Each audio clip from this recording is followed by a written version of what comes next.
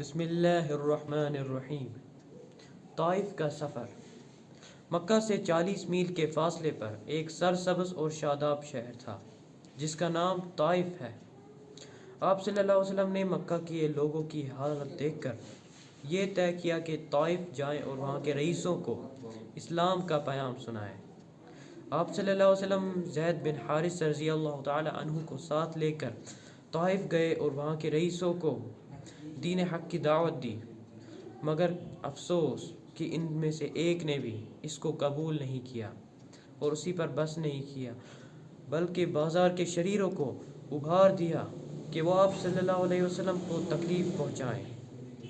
وہ راستے کے دونوں طرف کھڑے ہو گئے اور جب آپ صلی اللہ علیہ وسلم ادھر سے گزرنے لگے تو آپ صلی اللہ علیہ وسلم کے پاؤں پر پتھر برسائے، جس سے آپ صلی اللہ علیہ وسلم کے پاؤں لہو لہان ہو گئے۔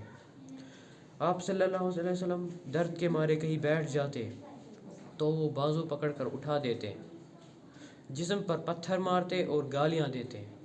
آپ صلی اللہ علیہ وسلم تھک کر پھر بیٹھ جاتے۔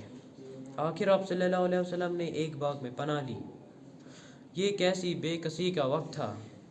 اس وقت آپ صلی اللہ علیہ وسلم کو خدا کا ایک فرشتہ نظر آیا جس نے آپ صلی اللہ علیہ وسلم کو خدا کا پیغام سنایا کہ یا رسول اللہ، اگر آپ کہیں تو طائف والوں کو ان پہاڑوں کے درمیان کچل دیا جائے۔